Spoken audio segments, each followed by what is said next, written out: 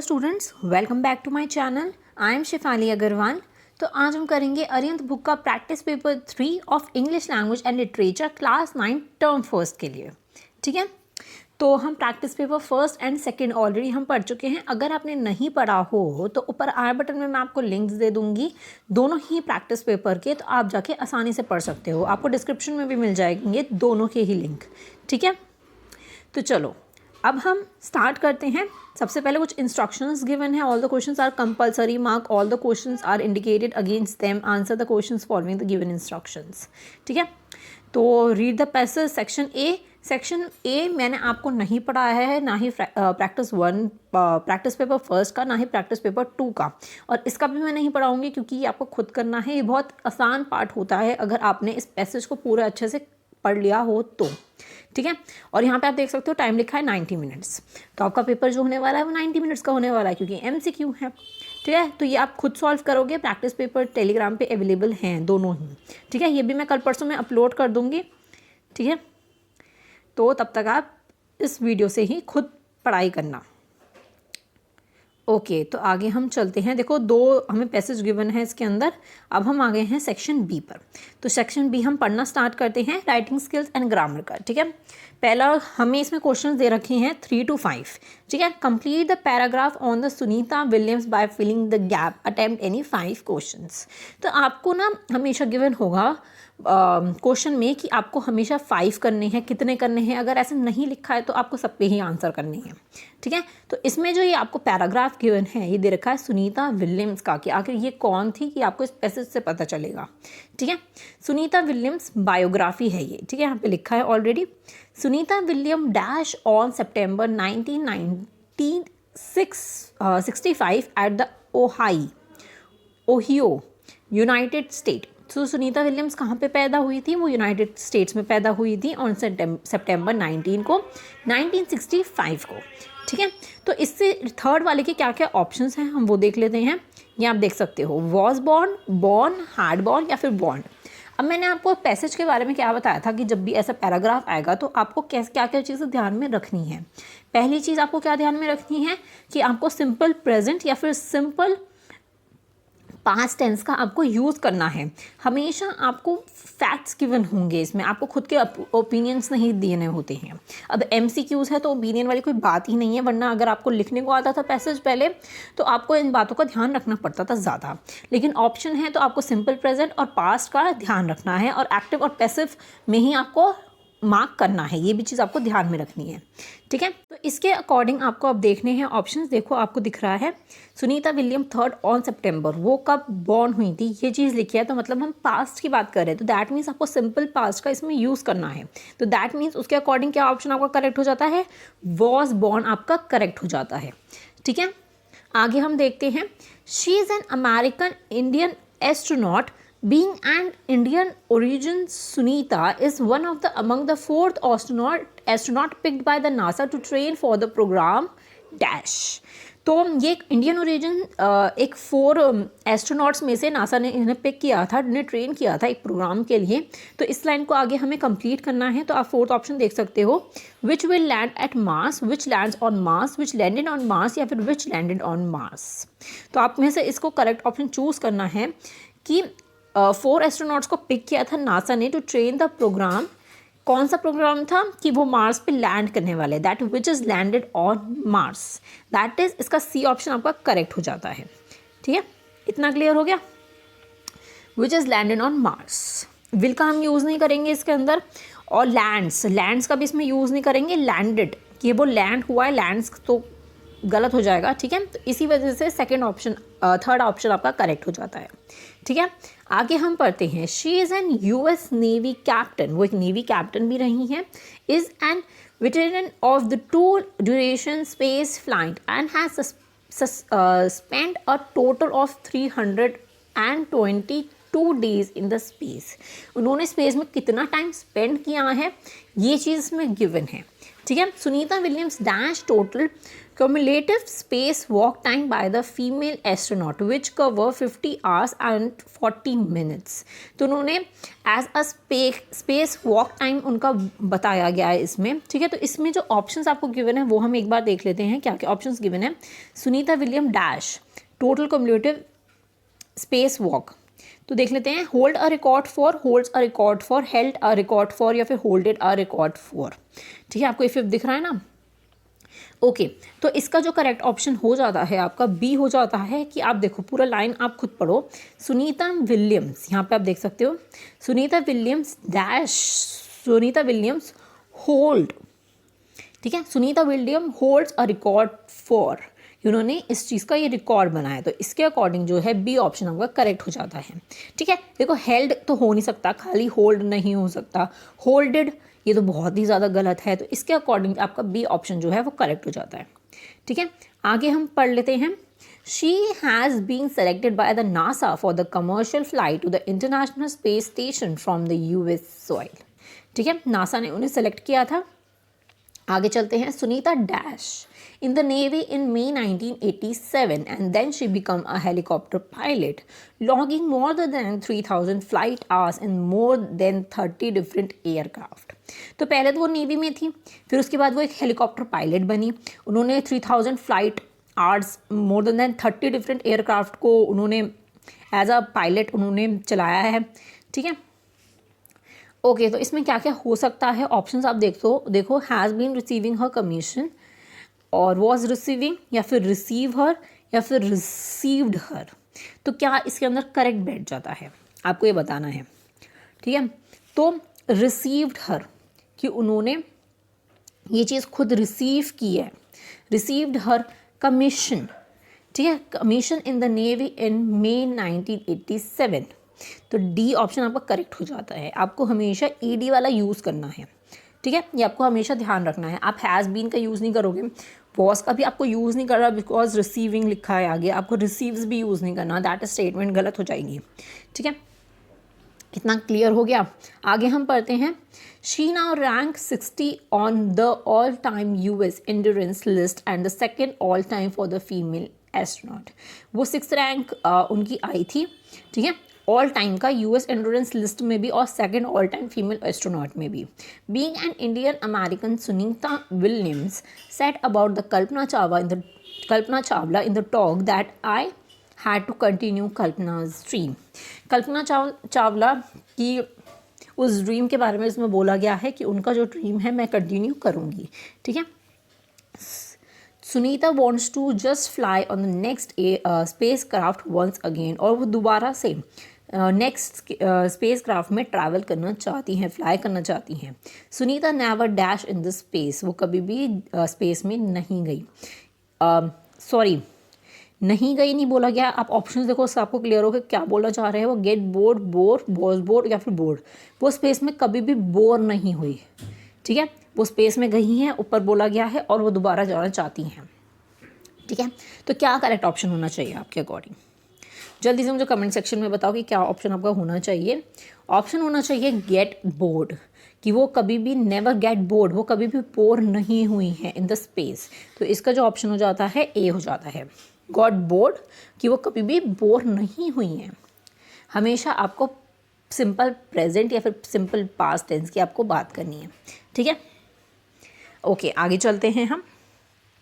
When had some time she would simply peep out of the spacecraft window and watch the earth and the stars go by।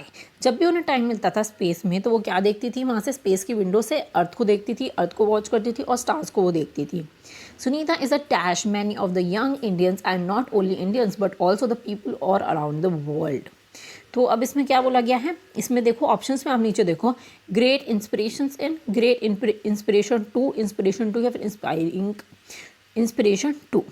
तो inspiration है वो बहुत young Indians के लिए, ठीक है, not only Indians के लिए, जितने भी लोग हैं पूरे वर्ल्ड में। तो आपको करेक्ट इसमें बताना है कि क्या आना चाहिए इसके अंदर, ठीक है।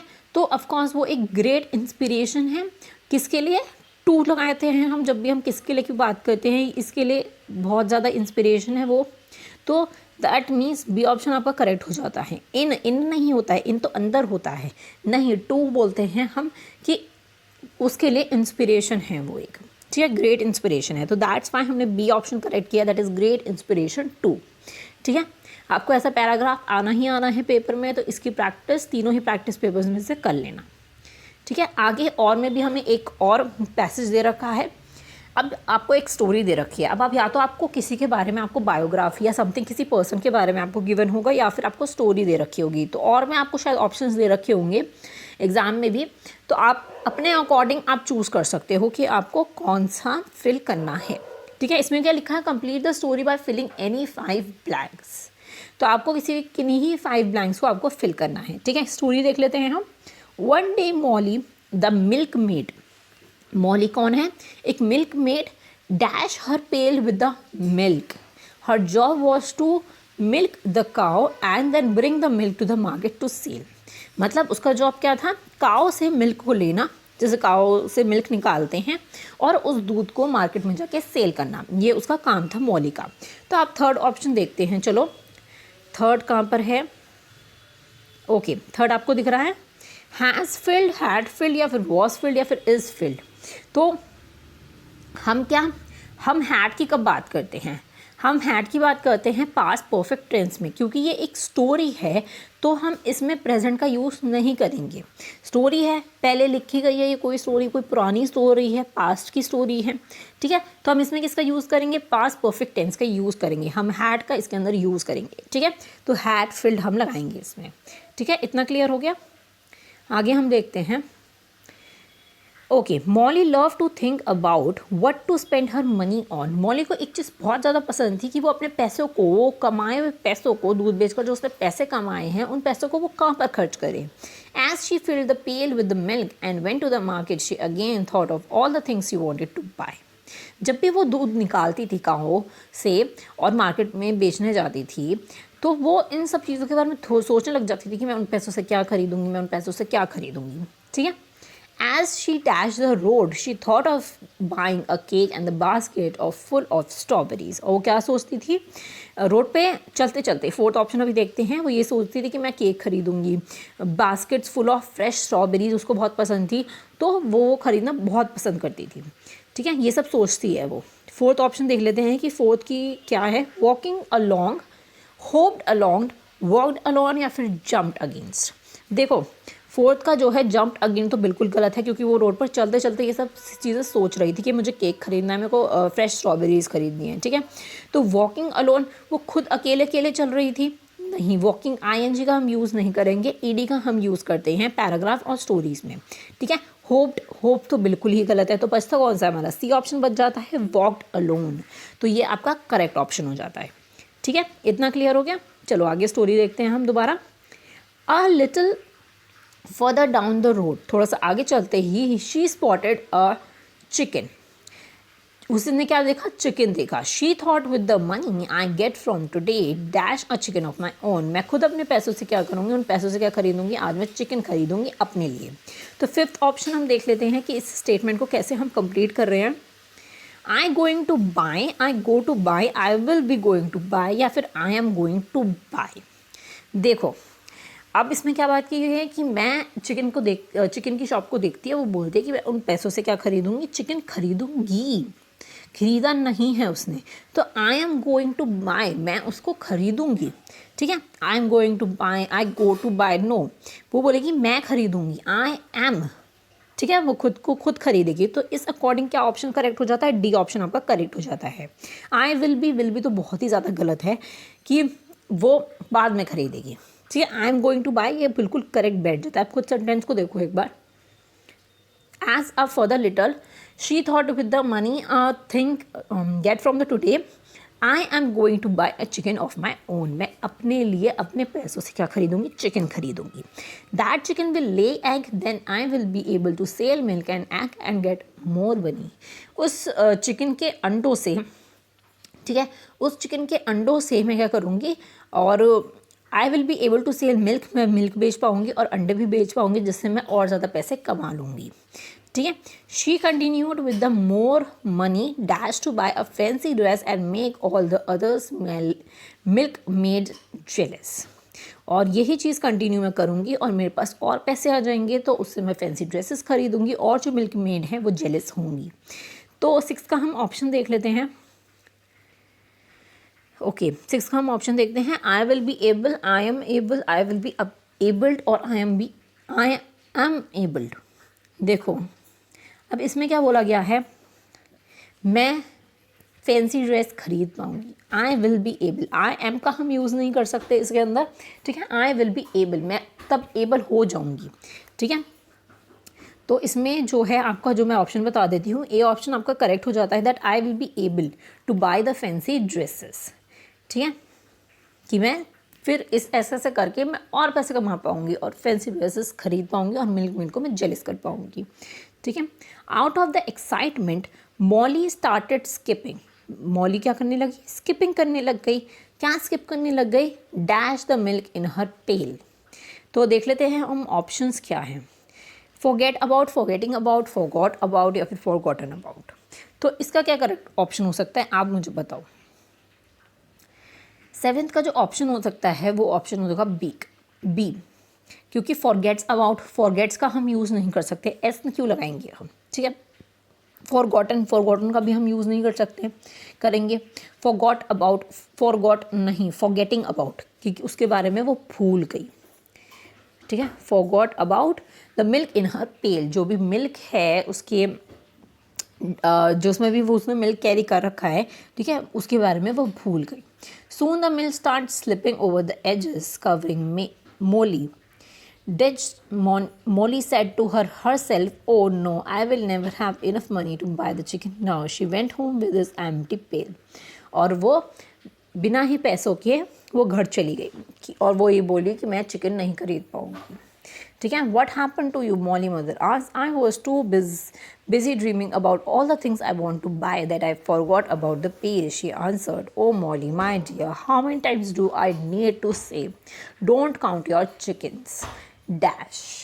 उसकी मदर क्या बोलती है कि कितनी बार बोला है कि ड्रीम मत किया करो, don't count your chickens, chickens को काउंट मत किया करो, कि मैं इतने चिकन्स खरीदूंगी और उसमें अंडे निकलेंगे और मैं उसको बेचूंगी, नो, ठीक है। आगे हम देख लेते हैं, इसका बी ऑप्शन आपका करेक्ट था, ठीक है। 8 का unless they hatch, unless they crack, unless they hatch या फिर अंटिल दे हैच या फिर अंटिल दे क्रैक, ठीक है। तो जब तक वो हैच नहीं कर लेते हो तुम, ठीक है। तो इसका जो है सी ऑप्शन आपको करेक्ट मिल जाता है, क्योंकि क्रैक नहीं, साउंड नहीं कर रहा, तो अनलेस भी नहीं लगा सकते, क्योंकि अनलेस का मतलब कुछ और होता है। अनटिल, जब तक तुम उस चीज़ को पैसों से खरीद नहीं लेती हो तब तक तुम्हें चिकन काउंट नहीं करने चाहिए। क्रैक की हम बात नहीं कर रहे, क्योंकि चिकन तो खरीदा ही नहीं, ठीक है। अंडे क्रैक कैसे होंगे, ठीक है।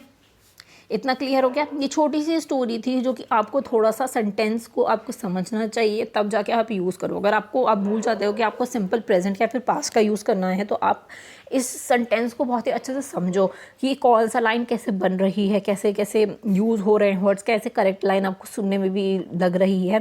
तो आप ऐसे भी करके सेंटेंस को कंप्लीट कर सकते हो अगर आपको कुछ समझ नहीं आ रहा हो तो कि कौन सा ऑप्शन करेक्ट है, ठीक है। आगे हम नेक्स्ट क्वेश्चन पर चलते हैं। इसमें 9 to 14 आपको क्वेश्चन दे रखे हैं।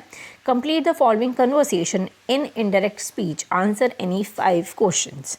तो अब आपको इनडायरेक्ट स्पीच में इस कन्वर्सेशन को कंप्लीट करना है, ठीक है। किन्हीं 5 क्वेश्चंस को आपको करना है, हम सारे ही करने वाले हैं, ठीक है।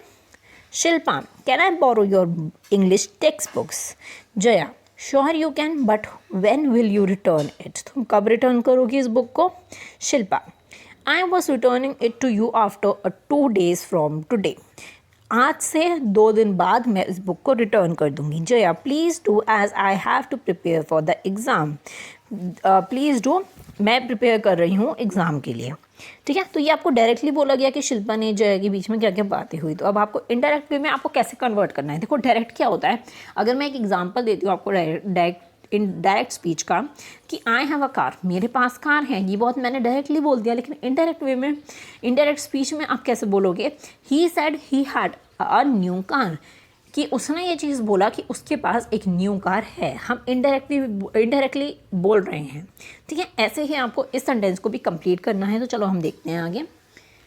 Okay, Shilpa asked Jaya dash English text books. Shilpa ने जया से इंग्लिश टेक्स्ट बुक क्या किया, पूछा उससे। ठीक है, तो इस सेंटेंस को कंप्लीट करते हैं। 9th वाला ऑप्शन हम देख लेते हैं। 9th वाला question, if she could borrow her, if she can borrow her, she can borrow her, can she borrow her. ठीक है, तो इसमें जो आपका करेक्ट ऑप्शन देखो आप क्या बन सकता है। इसमें देखो, हमने डायरेक्ट स्पीच में क्या बोला गया था, I can borrow your English text book, कि मैं बोरो कर सकती हूँ क्या तुम्हारी टेक्स्ट बुक। तो उसके अकॉर्डिंग आप इनडायरेक्ट स्पीच के अगर आप देखो, शिल्पा आस्क्ड जया, जया से पूछा if she could borrow her English book, कि क्या मैं इंग्लिश की बुक को बोरो कर सकती हूँ।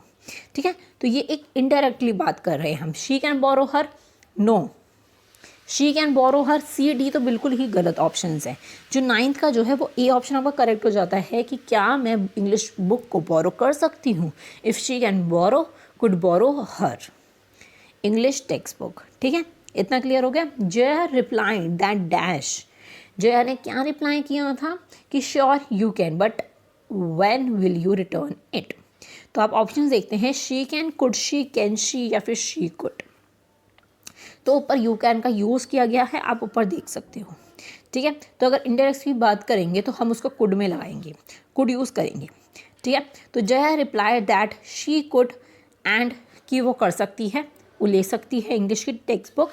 And asked her dash, Shilpa said that she dash. तो वो क्या बोलती है, एंड आस्क्ड हर, उसे पूछती है। ऑप्शंस हम देख लेते हैं कि when she will return it, when would she return it, when would return it, या when will she return it. ठीक है, कि वो कब रिटर्न करेगी, ये चीज़ मैं बोलता हूँ। ऊपर की लाइन आप देखो एक बार कि क्या लिखा हुआ है, but when will you return it, कि तुम कब रिटर्न करोगी, विल का यूज़ किया गया है। ठीक है, तो इसके अकॉर्डिंग जो 10th का है वो आपका डी ऑप्शन था, मैंने टिक नहीं करा था। 11th देख लेते हैं हम। तो इसमें जो 11th का जो करेक्ट ऑप्शन क्या हो सकता है, 11th का करेक्ट ऑप्शन होता है आपका सी, कि अब हम विल की जगह वुड का यूज़ करेंगे, क्योंकि हम इनडायरेक्टली यूज़ कर रहे हैं। तो when she will return it, कि वो कब रिटर्न करेगी, उसने उससे पूछा। ठीक है, हम बोल रहे हैं इनडायरेक्ट वे में कि इसने उससे पूछा। ठीक है, when will she return it, Shilpa said that she dash. अब 12th वाला भी हम देख लेते हैं। 12th में आपको क्या गिवन है, will return it her after 2 days from that day, would return it. तो पहले एक बार डायरेक्ट में देख लेते हैं कि क्या लिखा है, I will return it to you after 2 days from today. तो अब इसमें भी विल का यूज़ किया गया है। ठीक है, तो इसमें अब हम वुड का ही यूज़ करेंगे। तो पूरे ही सेंटेंस को आप वुड से कर दो, तो वुड से आप कर दोगे तो आपका जो करेक्ट ऑप्शन हो जाता है that is B, would return it to her after 2 days from that day. देखो नेक्स्ट में विल यूज़ किया गया है और डी में भी यूज़ किया गया है वुड। तो वुड वाला हम चूज़ करने वाले हैं। तो ऊपर लिखा था I would return it to you after 2 days from today. Today से यूज़ कि आज से मैं 2 दिन बाद आपको रिटर्न कर दूंगी। तो would return it to her after 2 days from that day. ठीक है, दैट डे का हम इसलिए यूज़ कर रहे हैं क्योंकि हम इनडायरेक्टली बात कर रहे हैं ना, दैट डे से लेकर अगले 2 दिन बाद वो रिटर्न कर देगी। ठीक है, तो इसी वजह से हमने बी को करेक्ट करा है। आपको बी और डी में कंफ्यूज नहीं होना है, जस्ट सेंटेंस की वजह से। ठीक है, तो आगे हम 13 देख लेते हैं। आगे क्या लिखा है, जया अर्ट her and since she dash for the exam. देखो 13 का हम देख लेते हैं, क्योंकि वो उस एग्ज़ाम के लिए प्रिपेयर करना है। तो आगे क्या लिखा है, to do this, to done this, to do that, या फिर टू डू इट।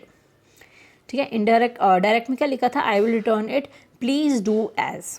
ठीक है, प्लीज़ डू एज लिखा है। तो ऑप्शंस में जो हमें दे रखा है डू दिस, तो 13 का आपका करेक्ट हो जाता है सी, टू डू दैट, कि तुम ये चीज़ करो सिंस जब तक मैं एग्ज़ाम का प्रिपेयर करना शुरू करूँगी। Since she had to prepare.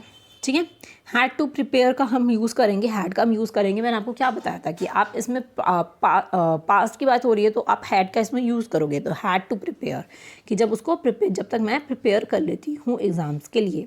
ठीक है, had to prepare for the exams. इतना क्लियर हो गया। ये पूरा आपको इनडायरेक्ट वे में बहुत ध्यान रखना चाहिए इनडायरेक्ट स्पीच का, कि कब आप क्या चीज़ यूज़ कर रहे हो। अब विल में डायरेक्ट लिखा है तो आपको वुड का यूज़ करना है। पास्ट की इसमें बात हो रही है तो इसमें आप हैड का यूज़ करोगे, पास्ट परफेक्ट टेंस का इसमें यूज़ करोगे। ठीक है, इतना क्लियर हो गया। आगे चलते हैं अब हम लिटरेचर सेक्शन पे, ठीक है, सेक्शन सी पर। Read the extract given below and answer any 5 of the following 6 questions. अब आपको 6 क्वेश्चंस के इसमें से आंसर करना है, हम सारे ही आंसर करेंगे, ठीक है। चलो आगे हम देखते हैं।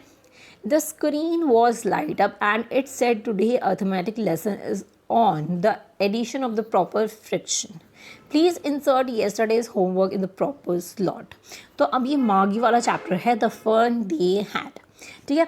अब ये तब की बात करेगी एकदम से उस स्क्रीन की हम बात कर रहे हैं जहाँ पे मांगी पढ़ाई करती थी, ठीक है, रोबोट से पढ़ाई करती थी, मैकेनिकल टीचर से पढ़ाई करती थी, ठीक है। स्क्रीन एकदम से लाइट अप हो जाती थी और वो क्या बोलती थी कि अर्थमेटिक लेसन अब चलने लग जाता, उस पर पढ़ाने लग जाती थी। वो बोलती थी होमवर्क को इंसर्ट करो, इससे एक प्रॉपर स्लॉट होता था उसके अंदर।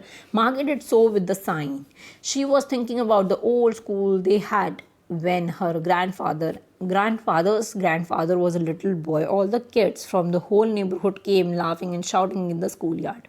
तो मागी का ध्यान ही नहीं था और वो क्या सोच रही थी, वो ओल्ड स्कूल के बारे में सोच रही थी, जैसे पहले स्कूल होते थे कि प्लेग्राउंड में सब खेलते थे, स्कूल रूम्स होते थे, ये सब के बारे में सोच रही है। They learn the same thing so they could help one another with the homework and talked about it and the teachers were people. The mechanical teacher was flashing on the screen when we add frictions half and 1/4। Margie was thinking about how the kids must have loved it in the old days. She was thinking about the fun they had. तो ये chapter का बिल्कुल last lesson है। Chapter के last में पूरे chapter का नाम भी गिवन है, द फन दे हैड, ठीक है। आपको ध्यान आ गया होगा। तो चलो हम क्वेश्चन देखते हैं।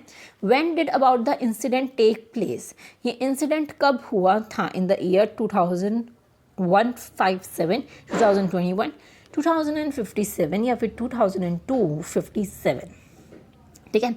तो इसका जो आपका करेक्ट ऑप्शन क्या बैठ जाता है? इसका ऑप्शन आपका ए बैठ जाता है, इन द ईयर 2157, ठीक है। इस ईयर में ये चीज़ हुआ था। आपको ईयर बहुत ही अच्छे से ध्यान रखना है, ठीक है। चलो आगे हम सेकंड क्वेश्चन देख लेते हैं। What was मागी thinking about while taking her class? जब क्लास लेते वक्त मागी किस बारे में सोच रही थी? आपको एक पिक्चर गिवन है, आपको इसमें से बताना है। मैकेनिकल टीचर के बारे में सोच रही थी। ये मैकेनिकल टीचर आपको दिख रहा है, ये आपको ओल्ड स्कूल दिख रहा है और ये एक आपको कंप्यूटर स्क्रीन दिख रही है। तो किसके बारे में वो सोच रही थी, आपको बताना है, ठीक है। तो खाली ओल्ड स्कूल के बारे में सोच रही थी, वो मैकेनिकल टीचर के बारे में नहीं सोच रही थी, वो ये लैपटॉप के बारे में, कंप्यूटर के बारे में बिल्कुल भी नहीं सोच रही, वो ओल्ड स्कूल के बारे में सोच रही थी। दैट मीन्स जो सी ऑप्शन है वो आपका करेक्ट हो जाता है, ठीक है। ओके आगे चलते हैं हम थर्ड पर। हु टोल्ड मागी about the real books and the school? मागी जो है वो क्या सोच रही थी रियल बुक्स और स्कूल के बारे में, मतलब किसने उसे बताया था, आपको ये बताना है, ठीक है। सोच कर नहीं रही थी वो, नहीं, अब किसने बताया था उसे? हर ग्रैंडफादर्स ग्रैंडफादर, हर ग्रैंडफादर, हर फादर या फिर हर मदर। तो आपको एक्सट्रैक्ट में ही गिवन है दैट हर ग्रैंडफादर्स फादर, ठीक है। तो थर्ड का जो क्या ऑप्शन हो जाता है, वैसे उसको आप ऑप्शन ए और बी में कंफ्यूज मत होना। देखो ये जो है ग्रैंडफादर्स के ग्रैंडफादर को बताया था, फिर ग्रैंडफादर ने जो है वो मागी को ये चीज़ बताई थी कि मेरे जो ग्रैंडफादर हैं उन्होंने मुझे ये चीज़ बताई थी, ठीक है। तो इस अकॉर्डिंग अगर हम सोचें तो आपका जो है बी ऑप्शन आपका करेक्ट हो जाता है कि उसके ग्रैंडफादर ने उसको रियल बुक्स और स्कूल के बारे में बताया था, ठीक है। आपको ए और बी ऑप्शन में बिल्कुल भी कन्फ्यूज़ नहीं होना। आगे हम देखते हैं फोर्थ। वाई डिड द मागी हेट हर स्कूल? उसे अपना स्कूल पसंद क्यों नहीं है? She hated to give test in the punch code. वो पंच कोड में जो टेस्ट देती थी उसको वो बिल्कुल भी पसंद नहीं था, ठीक है। She hated the mechanical teacher, उसे मैकेनिकल टीचर बिल्कुल भी पसंद नहीं थी। थर्ड है she hated the fact that her class room what adjusted to her bedroom, या उसको ये चीज़ बहुत ज़्यादा पसंद नहीं थी कि उसका जो बेडरूम है उसके क्लासरूम के बिल्कुल साइड में ही है। तो आपको ए बी सी डी आपको गिवन है, आपको बताना है कि इन तीनों में से जो है वो स्टेटमेंट कौन सी करेक्ट है, ठीक है। सारी ही स्टेटमेंट उसे करेक्ट सही है, क्योंकि उसे मैकेनिकल टीचर भी पसंद नहीं थी, उसे ये भी नहीं पसंद था कि उसका जो बेडरूम है उसके एडजस्ट में ही उसका मतलब साइड में उसका क्लासरूम है, और उसे पंच कोड में टेस्ट देना तो बिल्कुल भी पसंद नहीं था। तो ऑल ऑफ दीज, उसे सारी ही चीज़ पसंद नहीं थी, तो ऑल ऑफ दीज आपका करेक्ट ऑप्शन हो गया, ठीक है। From where did the Tommy find the book about the school? School के बारे में जो बुक थी वो टॉमी को कहाँ से मिली थी? From the antique of his house, from the basement of his house, in his father's bedroom या फिर इन हिज लाइब्रेरी? तो कहाँ से मिली थी? तो आपका जो ए ऑप्शन आपका करेक्ट हो जाता है कि from the Arctic of his house, ठीक है। ओके अब आपको और में एक और एक्सट्रैक्ट आपको गिवन है, वो भी हम देख ले, ठीक है। आई होप आपको ये वाला एक्सट्रैक्ट क्लियर हो गया होगा फन दे हैड का।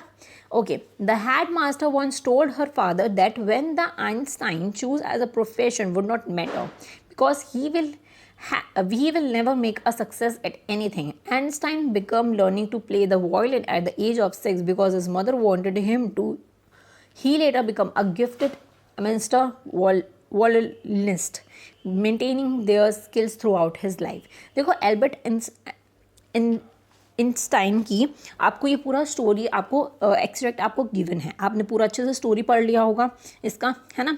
तो मैं पूरा नहीं पढ़ती हूँ, आपको खुद पढ़ना है ये चीज़, ठीक है। तो क्वेश्चन देख लेते हैं।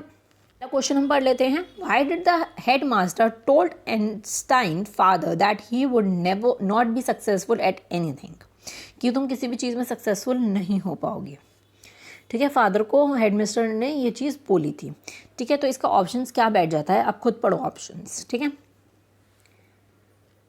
पढ़ लिए, ओके। क्योंकि वो जो है वो स्टडीज़ में बिल्कुल भी अच्छे नहीं थे, एल्बर्ट आइंस्टाइन जो हैं वो स्टडीज़ में बिल्कुल भी अच्छे नहीं थे, तो दैट मीन्स सी आपको ऑप्शन करेक्ट हो जाता है, ठीक है। Why did the Einstein drop out from the school, वो ड्रॉप आउट क्यों हो गए थे, वाई। आप ऑप्शंस देख सकते हो, मैं सारे ऑप्शंस नहीं पढ़ रही हूँ। He did not like the strict discipline of the school because वो बहुत स्ट्रिक्ट डिसिप्लिन था स्कूल का, ठीक है। तो उन्हें ये चीज़ पसंद नहीं थी। आगे देख लेते हैं थर्ड वाला, choose a most appropriate response for the given statement. आपको एक रिस्पॉन्स बताना है कौन सा अप्रोप्रिएट है। Einstein did the right thing by dropping out of the school, कि उन्होंने बहुत सही बात करी है, ठीक है। तो इसमें से क्या करेक्ट ऑप्शन हो सकता है। I think Einstein would never have become a famous scientist if he had not dropped out of the school. I think Einstein should have continued schooling. I think headmaster was not right in saying mean words to Einstein's father. I feel Einstein should have studied harder at the school. तो आपका क्या एक appropriate response होगा for the given statement, ठीक है। तो आपका A option आपको करेक्ट हो जाता है, क्योंकि वो एक फेमस साइंटिस्ट नहीं बन पाते अगर वो ड्रॉप आउट नहीं होते स्कूल से, तो ठीक है। आगे चलते हैं फोर्थ पर। Where did the Einstein study after leaving school at the Munich. तो ये स्कूल लीव करने के बाद आइंस्टाइन ने कहाँ पे स्टडी की थी। He went to Boston, he want to Serbia, he want to Zurich, he want to London, he went to London. Okay, तो आपका सी ऑप्शन करेक्ट हो जाता है, ही वेंट टू जूरिच, ठीक है। फोर्थ का सी ऑप्शन आपका करेक्ट हो जाता है। आगे हम देख लेते हैं fifth. Choose the word which correspond to the word stifled. आपको इसका कोरस्पॉन्ड वर्ड बताना है, ठीक है। कोल्ड, चिली एंड रीस्टेन, ये सबका एक ही वर्ड्स है, मतलब मीनिंग एक ही है। कोल्ड होना, चिली सा होना, ठंडक ठंडक होना, रीस्टेन का भी। तो बी आपका जो है वो करेक्ट ऑप्शन हो जाता है, सफोकेटेड, ठीक है। ओके, अब 16 क्वेश्चन पे हम चलते हैं। Read the extract given below, answer 5 of the 6 questions. तो अब आपको पोएम्स के एक्सट्रैक्ट आपको गिवन होंगे 16 क्वेश्चन में, 2 एक्सट्रैक्ट गिवन होंगे और में, ठीक है। तो आप कोई सा भी एग्जाम्स में चूज कर सकते हो जैसे भी आपको गिवन हो, ठीक है। 2 road diverged in a yellow wood and sorry I could not travel both and be one traveler long as I stood and looked down one as far as I could to where it bent in the undergrowth। तो आपको याद आ गया होगा कि ये कौन सी poem है। तो चलो अब हम क्वेश्चन देख लेते हैं। What does yellow wood represent? Yellow would जो है वो क्या चीज़ रिप्रेजेंट कर रही है। Yellow colour trees, maple tree, autumn season या फिर नन ऑफ दीज। तो आपका क्या करेक्ट ऑप्शन हो जाता है, सी हो जाता है, हाँ, ऑटम सीजन, ठीक है, पतझड़ का season. Why did the poet feel sorry, poet जो है वो सॉरी फील क्यों कर रहे हैं, because he could not travel both the roads, he wanted to travel both the roads, he made a mistake by choosing the less travel या फिर ऑल ऑफ द अबव। तो आपका जो है ए ऑप्शन आपका करेक्ट हो जाता है, he could not travel both the roads, क्योंकि वो दोनों रोड्स पर ट्रैवल नहीं कर सकते, उन्हें एक पाथ चूज करना ही होगा। Who is the poet of the above line. देखो अब पोएट वाला क्वेश्चन आ गया, अब आपको बताना है पोएट कौन है। तो ऑफकोर्स पोएट है रॉबर्ट फ्रॉस्ट, ठीक है। आपको पोएट हमेशा याद रखने, क्वेश्चंस आएंगे ही पोएट पर, ठीक है। what is the symbolic meaning of the line two road diverge in a yellow word? symbolic meaning आपको बताना है इस लाइन का. The poet is at such a stage where he had to make a choices out of the two options. The poet is going to the forest where he has to choose one road.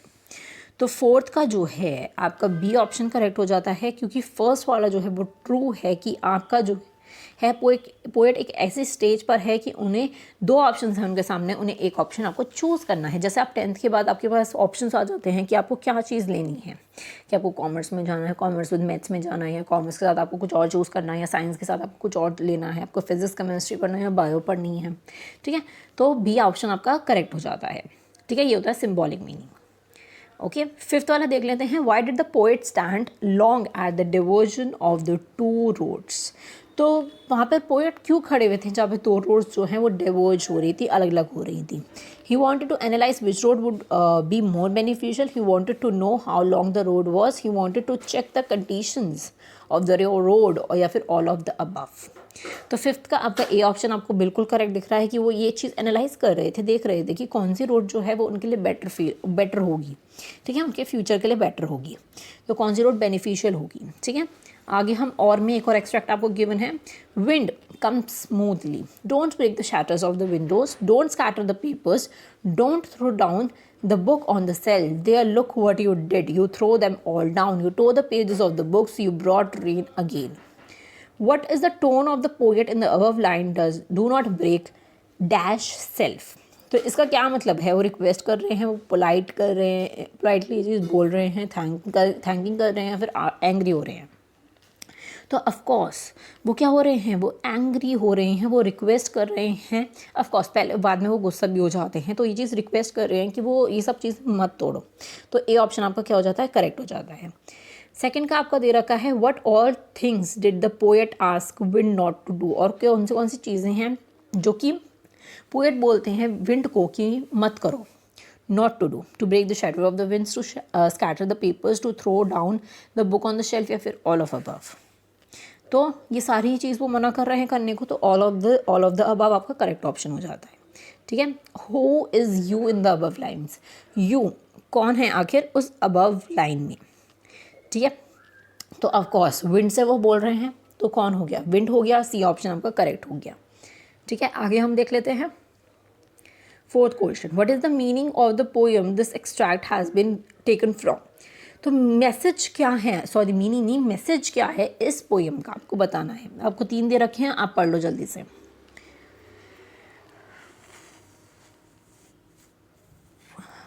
तो अब मैं आपको एक करके समझा देती हूँ. One should be physically and mentally strong to survive the hardship of the life. आपको फिजिकली और मेंटली बहुत स्ट्रॉन्ग होना है. आपको वो पीपल बन जाना है कि चाहे कितनी भी ब्रेकडाउन आए, कितनी भी प्रॉब्लम आए, कभी भी वीक नहीं पड़ना है आपको. If not strong one will be thrown and tore away like the pages of the book. आप अगर स्ट्रॉन्ग नहीं हो तो जैसे कि पेज के बुक्स जो हैं वो फट जाते हैं या फेंक दी जाती है, तो आप ऐसे हो जाओगे. तो ये तीनों ही मैसेज आपकी करेक्ट है, तो ऑल ऑफ दीज आपका करेक्ट ऑप्शन हो जाता है. फोर्थ का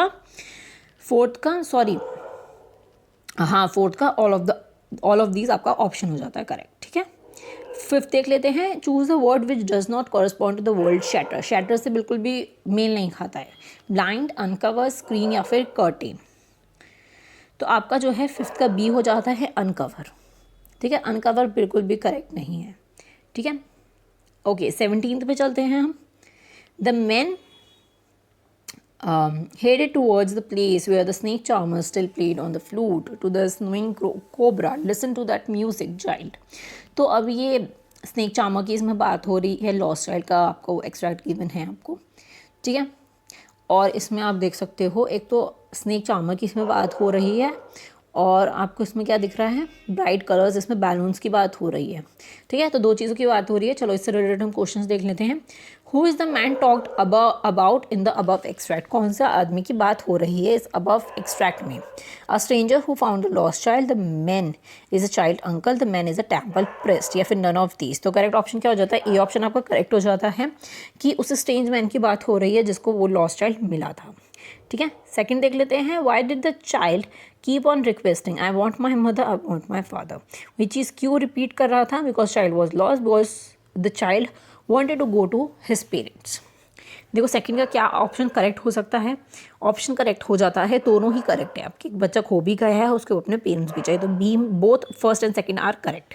ठीक है, बी वाला आपको करेक्ट हो जाता है। आगे हम देख लेते हैं, जल्दी जल्दी कंप्लीट करते हैं। Which of the following statement is true in text to the passage. तो कौन सी स्टेटमेंट ट्रू है, आपको ये चीज़ बतानी है। The parents went to the fair with his the child went to the fair with his parents, the child got lost in the fair, the child did not ask his parents to buy him a toys. Toys के लिए तो उसने बोला था, देखो toys के लिए तो उसने बोला था। ठीक है, तो आपका जो फर्स्ट आपका ट्रू है, सेकेंड आपका ट्रू है, थर्ड आपका बिल्कुल भी ट्रू नहीं है। फोर्थ देख लेते हैं, the child did not went anything after getting lost, उसको कुछ नहीं चाहिए था, ये भी आपका ट्रू है। फिफ्थ आदमी किडनैप करने की तो कोशिश कर ही नहीं रहा था, तो थर्ड और फिफ्थ जो है वो गलत है। फर्स्ट सेकंड फोर्थ आपका ट्रू है, तो इस अकॉर्डिंग आपका सी ऑप्शन आपका करेक्ट हो जाता है। ठीक है, ओके आगे हम देख लेते हैं। Arrange the following events of the stories in the order, आपको ऑर्डर में लगाना है।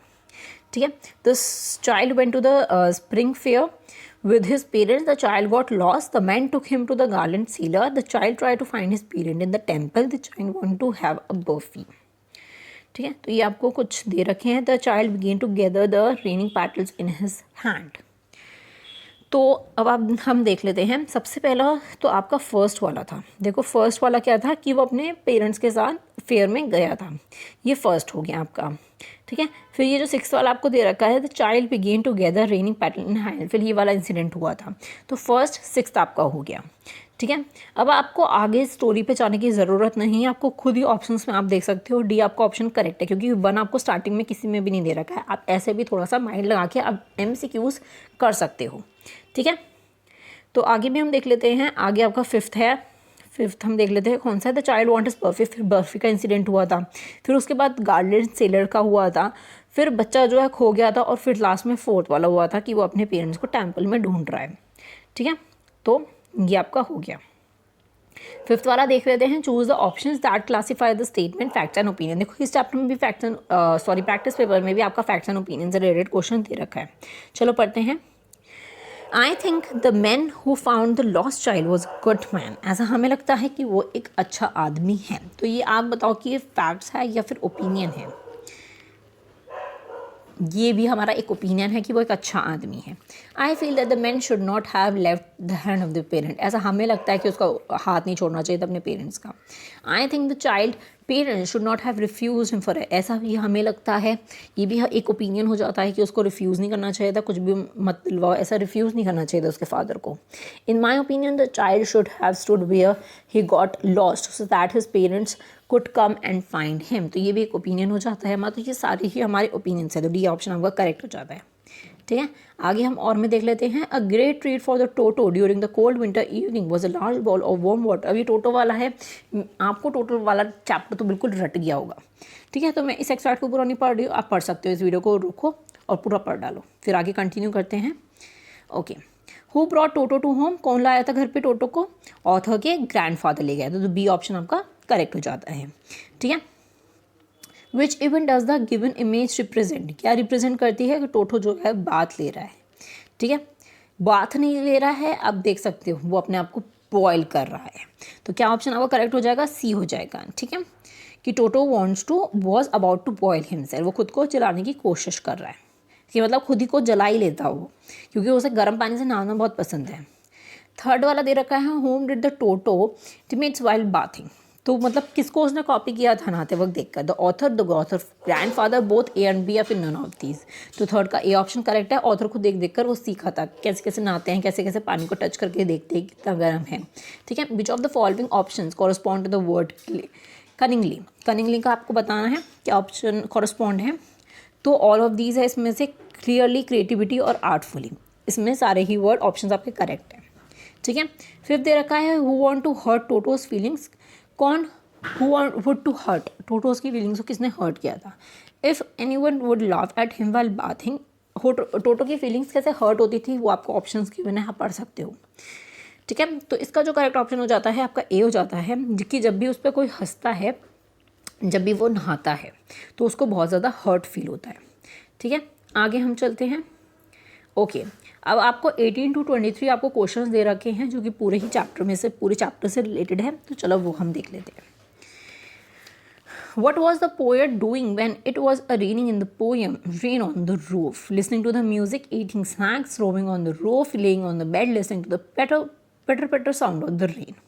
तो ऑफकोर्स जब भी बारिश होती तो क्या करते थे, वो लेट जाते थे बेड पे और रेन की जो वॉइस होती है पिटर पैटर वो सुनते रहते थे। ठीक है, 19 देख लेते हैं, मैच द डायलॉग। आपको डायलॉग्स को मैच करना है। ठीक है, फिर नीचे आपको कुछ कोट्स भी गिवन है, तो चलो देखते हैं। ओके तो हम देखते हैं, चलो।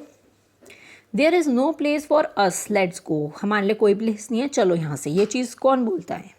ये गुरु टू डिसिपल बोल रहा है, तो ये थर्ड से मैच हो जाता है। Bring me the two most precious thing in the city, तो ये कौन से चैप्टर की है? ये वो बर्ड वाले चैप्टर की है ना। ये कौन किससे बोल रहा है? ये भगवान जी एंजल्स से बोल रहे हैं, तो ये फोर्थ से मैच हो रहा है आपका।